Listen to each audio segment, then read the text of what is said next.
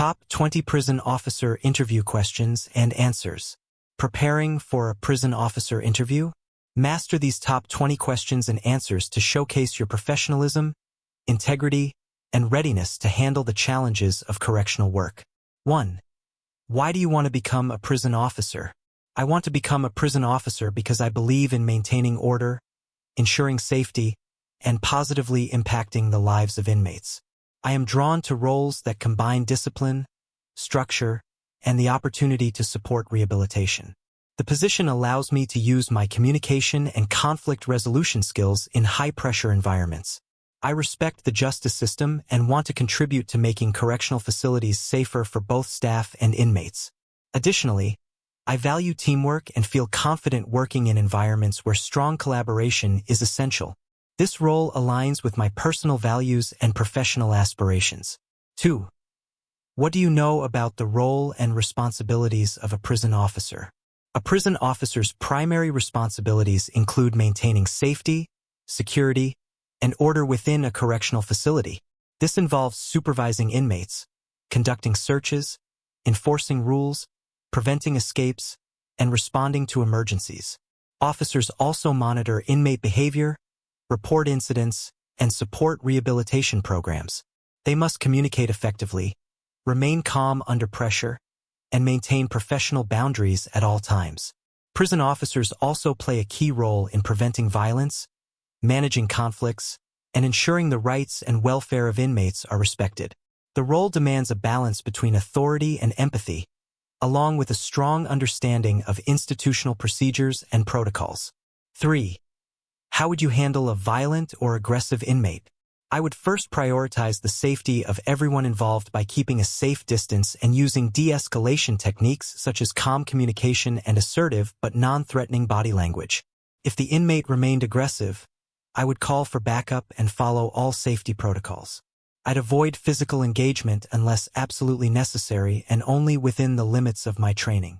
Documentation of the incident would be critical. My goal would be to manage the situation without unnecessary force, focusing on restoring control and preventing escalation.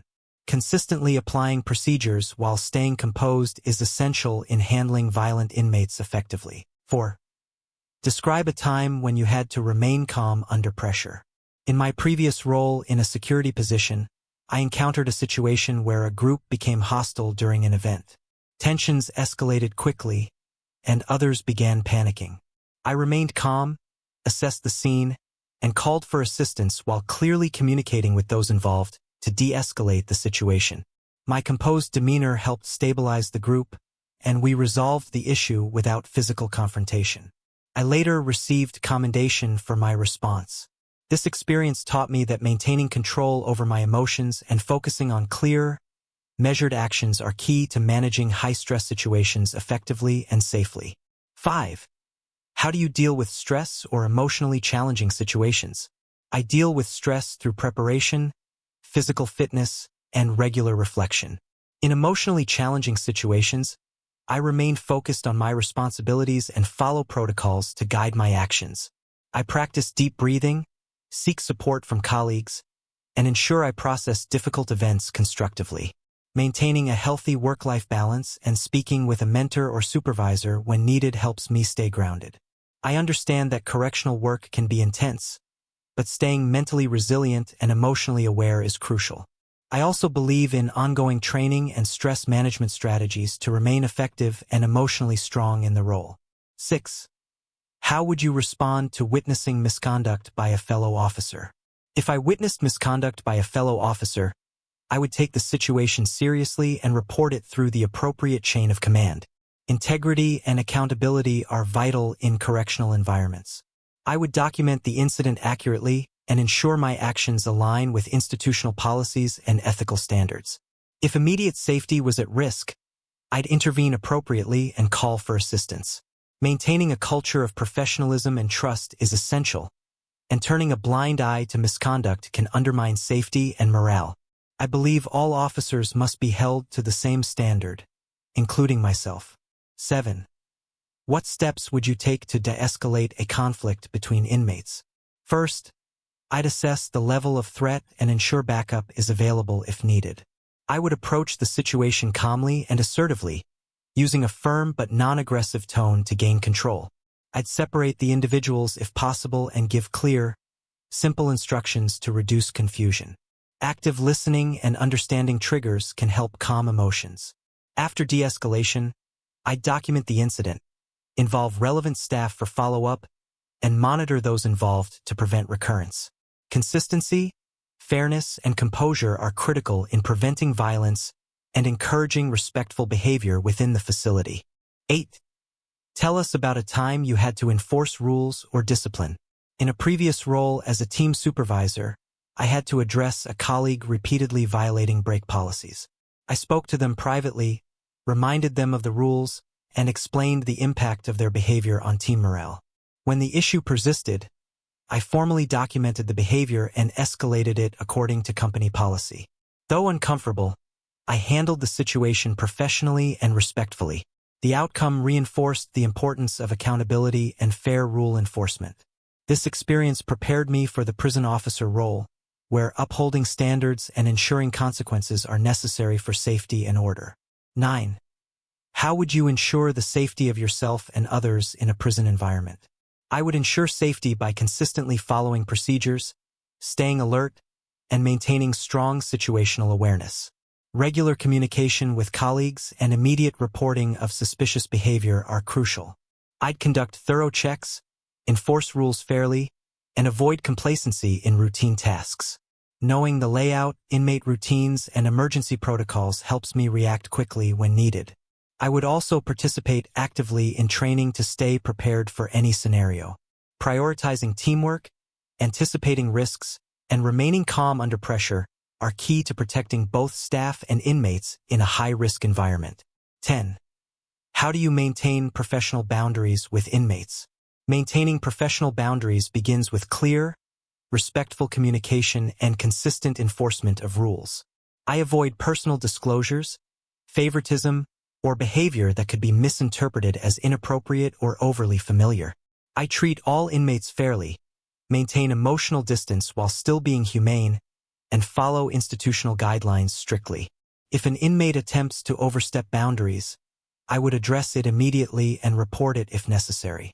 Building trust without compromising authority or ethics is essential. I understand that blurred lines can jeopardize safety, authority, and the integrity of the facility, so professionalism remains my priority at all times. 11. What would you do if you suspected an inmate was being bullied? If I suspected an inmate was being bullied, I would closely monitor interactions and discreetly gather information. I would speak with the inmate in a safe, private setting to understand their perspective without pressuring them.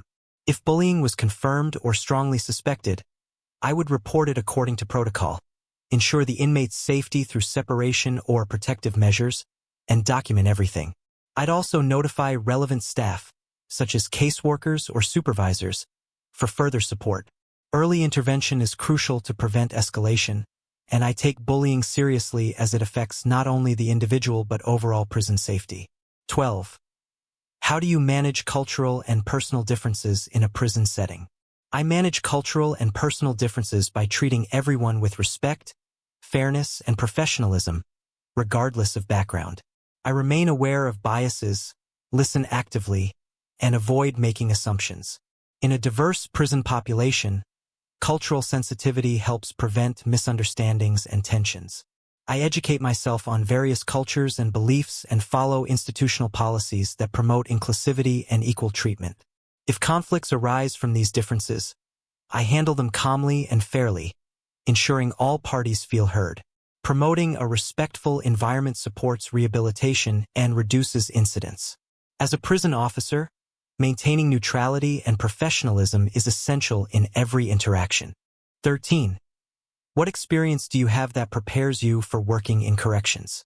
My background in security and public safety has given me hands-on experience managing high-pressure situations, enforcing rules, and maintaining order. I've conducted patrols, handled confrontations, and worked in diverse teams. I'm trained in conflict resolution, situational awareness, and emergency response. These skills are directly transferable to corrections. Additionally, I've worked with vulnerable individuals and understand the importance of empathy, boundaries, and clear communication. My disciplined approach, physical fitness, and strong ethical foundation make me well prepared for the demands of a prison officer role, where safety, fairness, and professionalism are key to daily operations. 14.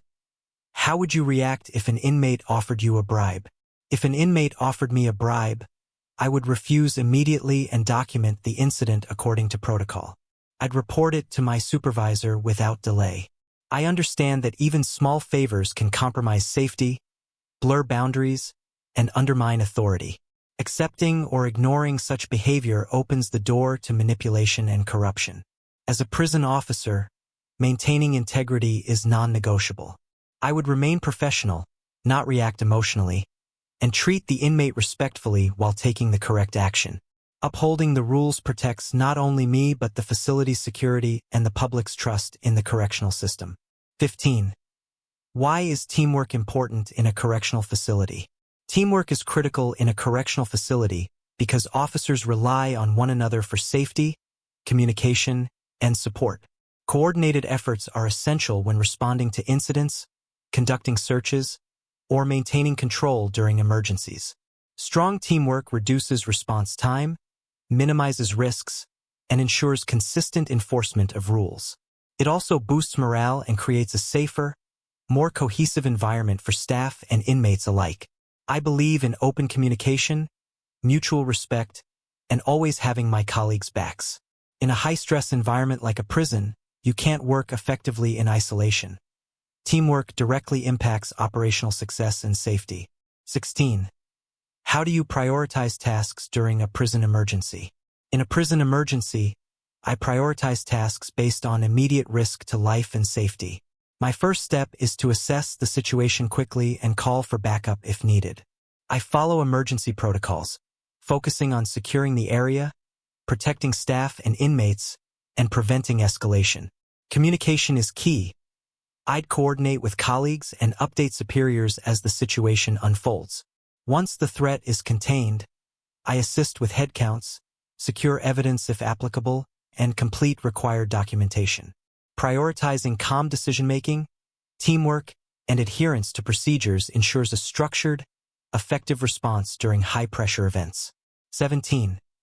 What would you do if you found contraband during a cell search?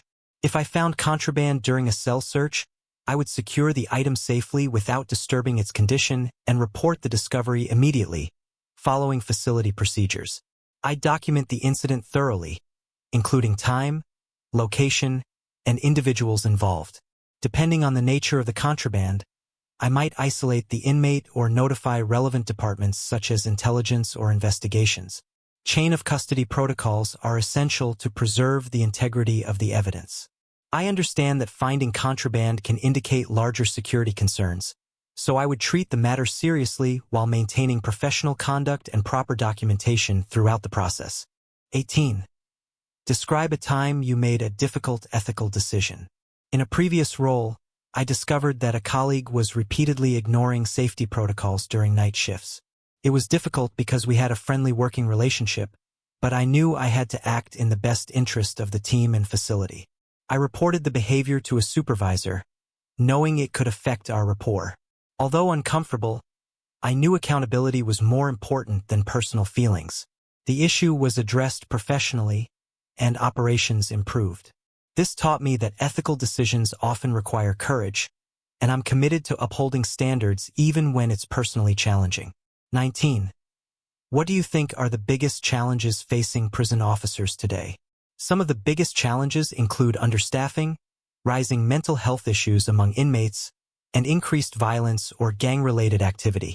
Officers must balance maintaining control with supporting rehabilitation, often under tight resources. Dealing with high-stress situations daily can lead to burnout, so resilience and support systems are crucial. Technology and evolving criminal tactics also require ongoing training. Another major challenge is maintaining professionalism while facing manipulation or intimidation from inmates. Despite these obstacles, strong leadership, proper training, and teamwork can help officers perform their duties effectively while promoting safety and rehabilitation in the correctional environment. 20. How would you handle a situation where an inmate confides in you about a potential escape plan? If an inmate confided in me about a potential escape plan, I would take it seriously and follow the facility's intelligence gathering and reporting procedures. I'd remain calm, avoid showing alarm, and gather as much detail as possible, without alerting the inmate that I was escalating the matter. After documenting the conversation, I would immediately inform my supervisor or the appropriate security unit. Maintaining confidentiality and acting discreetly is vital to avoid tipping off others involved. My priority would be to prevent the escape, ensure the safety of all parties, and help the institution act on credible information quickly. These answers will help you build confidence and demonstrate your suitability for the role. Stay calm, be honest, and prepare well for your interview. Good luck on your journey.